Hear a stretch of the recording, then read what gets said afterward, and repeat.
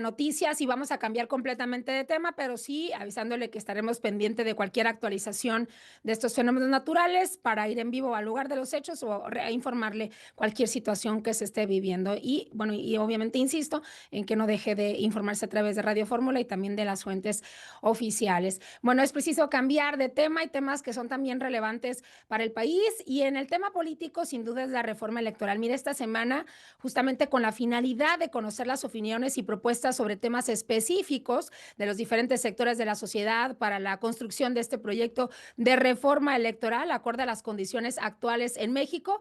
Desde el norte hasta el sur iniciaron varias audiencias, le llamaron así audiencias de la reforma electoral, para que justamente puedan congregar las diferentes opiniones de diferentes sectores políticos, electorales con esta oportunidad. Incluso, por ejemplo, le puedo decir que en el norte inició ahí Rosa Isela Rodríguez, secretaria de Gobernación, con el gobernador Alfonso Durazo, pero también estuvo la presidenta consejera del INE, Guadalupe Tadei, y donde se habló de los recursos, se habló de las plurinominales, se habló de todos estos temas que inquietan a la población y a los políticos en esta reforma electoral propuesta por la presidenta Claudia Sheinbaum. Y a quien hemos visto justamente muy activo en estas audiencias o en estas previas, justamente en foros relacionados a la reforma electoral, es a Sebastián Godínez Rivera, politólogo por la UNAM. Usted lo conoce, ha estado con nosotros acá en varias ocasiones, y esta tarde me da mucho gusto saludarte, Sebastián. ¿Cómo estás?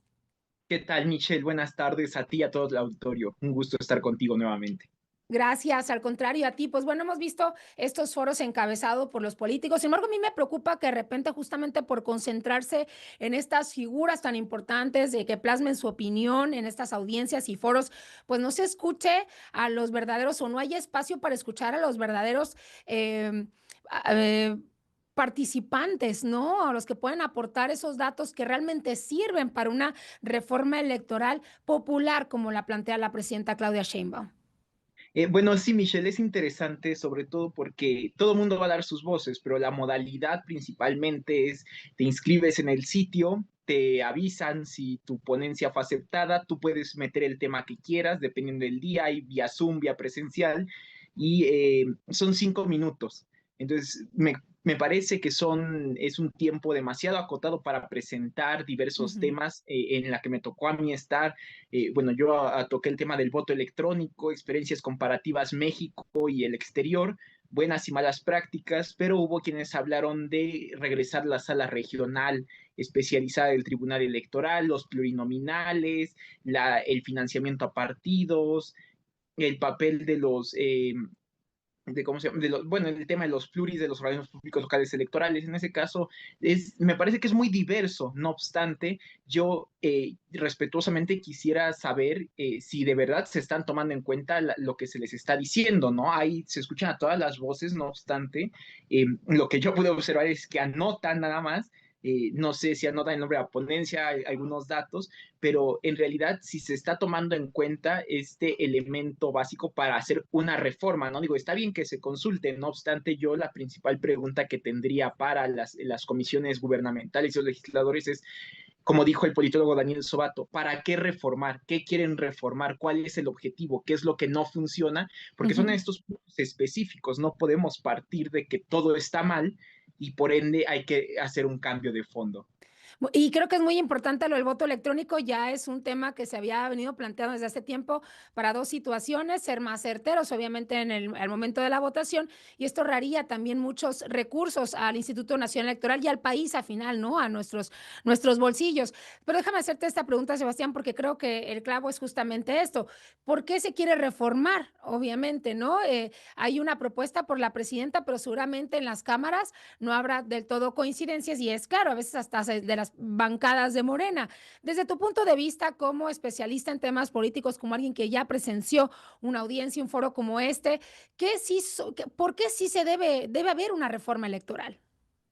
Bueno, debe haber una reforma electoral porque claro que hay puntos que son endebles, ¿no? Por ejemplo, la fiscalización, el Ujú, tema de la representación, pero no en el aspecto que ellos plantean reducir pluris, ¿no? Al contrario, yo podría remitirme, ellos dicen que el Parlamento es muy grande, que nadie vota por los diputados de partido, pero por ejemplo tenemos países como Alemania o Reino Unido que son muchas veces más pequeños y tienen más parlamentarios. El Reino Unido tiene entre 531, el Bundestag se adecua al nivel de población, 500, han llegado a ser 504, 510 y eso se va modificando.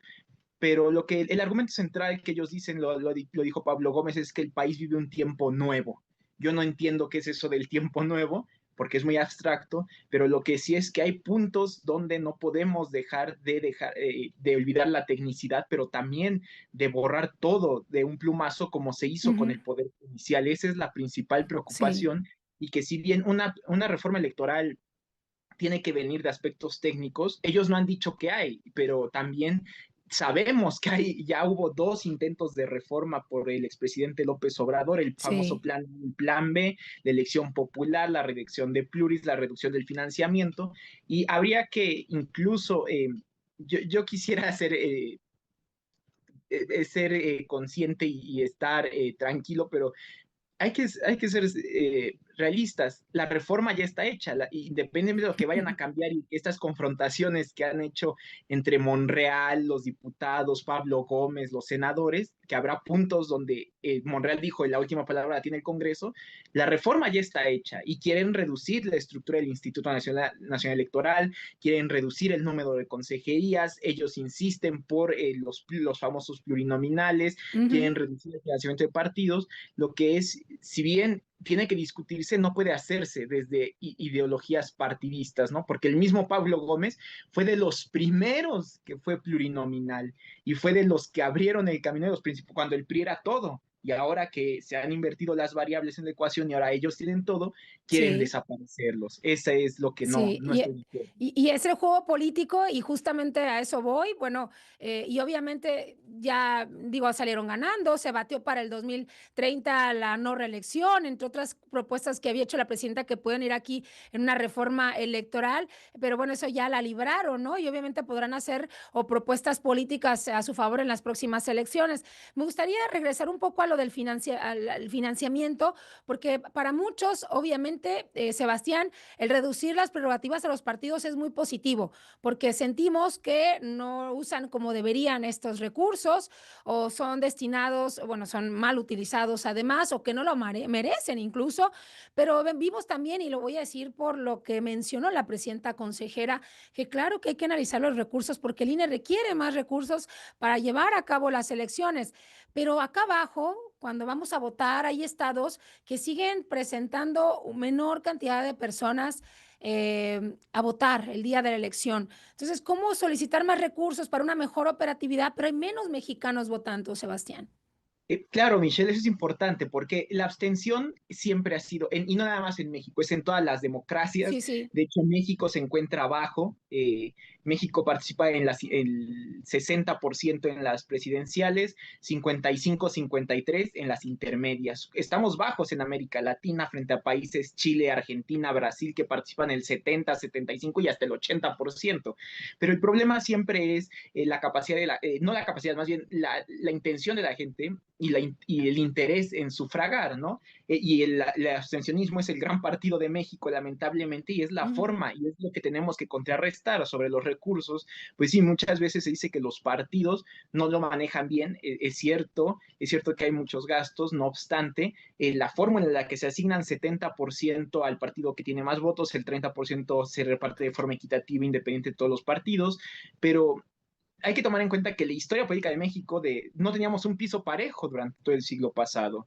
Y lo que pasa ahorita es que con grupos de poder, empresarios, crimen organizado, grupos de interés, asociaciones religiosas, reducimos el financiamiento, lo quitamos y ellos van a financiar, se va a crear una democracia para quienes puedan pagarlo, para quienes puedan donar. Eso es lo que no han respondido y que si bien puede sonar atractivo al principio y que la reducción del presupuesto, sí, hay muchos problemas nacionales que dicen que se puede destinar, no obstante, como dijo la consejera presidenta, simplemente para la celebración de elecciones se destina el 0.01 del PIB. O sea, no es nada. En otro caso dicen también que para reducir el costo de las elecciones, voto electrónico, y es lo que yo decía en la comisión. Sí. Sí, se va a reducir el presupuesto, pero no va a ser, pero no en un principio, porque la innovación tecnológica, los procesos de crear las máquinas, de protección de los hardwares, todos estos elementos que si queremos llevar el voto electrónico para eficientar los sufragios, pues sí, no va a ser de si recorto aquí en el papel, va a ser más fácil en la realidad, ¿no? Son varios temas que deben de tomar en cuenta y que lamentablemente, desde mi percepción, yo no he visto que estén abordando técnicamente, con datos y técnicamente, ¿no? Es una reforma política, obviamente va a ser electoral, pero tiene varios tintes de ideología, lo cual yo considero que es incorrecto porque no se tiene un buen diagnóstico. Se está apostando por argumentos que mueven los sentimientos, que mueven a la población, pero no necesariamente están sustentados en la tecnicidad.